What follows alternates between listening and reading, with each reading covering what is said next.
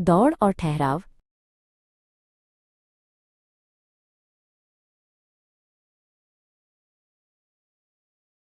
बड़े शहर की ऊंची इमारतों के बीच विकास हमेशा दौड़ता रहता था। उसने बचपन से एक ही मंत्र सीखा था, पैसा ही सब कुछ है। सुबह की पहली किरण से लेकर रात के सन्नाटे तक उसके जूते सड़क पर टपटप करते, बस एक ही लक्ष्य के पीछे भागते, और अधिक धन और अधिक सफलता। वो जितना तेज दौड़ता, उसे लगता मंजिल उतनी ही दूर होती जा रही है। विकास की एक छोटी बेटी थी, मीरा।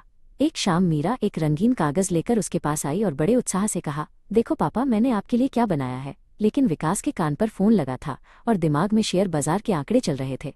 उसने बिना देखे ही कह दिया, अभी नहीं मीरा, मुझे बहुत जरूरी काम है। स्कूल के वार्षिक नाटक का दिन आया। मीरा एक नन्ही परी बनी थी और मंच की तेज रोशनी में अपनी नन्ही आंखों से भीड़ में सिर्फ अपने पापा को ढूंढ रही थी। लेकिन विकास वहां नहीं था।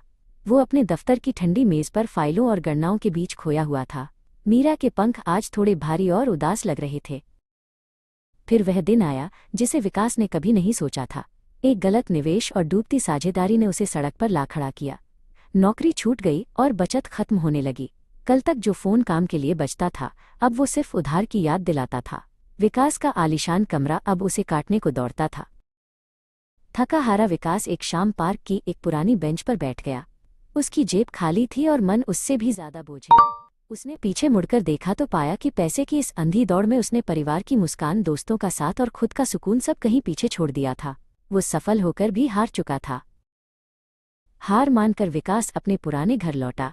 वहां उसकी माँ अनुसुईया उसका इंतजार कर रही थीं। उन्होंने न कोई सवाल पूछा, न कोई शिकायत की। उन्होंने बस शांति से विकास का हाथ पकड़ा और उसे रसोई की ओर ले गईं। उस घर की दीवारों में एक ऐसी महक थी जो किसी भी महंगे परफ्यूम में नहीं थी।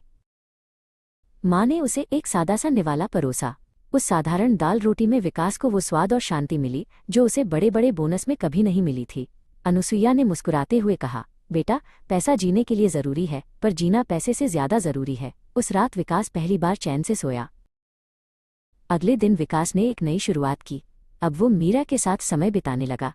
वो उसे पार्क ले जाता, उसके साथ पतंग उड़ाता और उसकी कहानियां सुनता। उसे समझ आया कि असली दौलत तिजोरी में बंद सिक्के नहीं, बल्कि अपनी बेटी की वो बेफिक्र हंसी है जिसे वो भूल चुका था।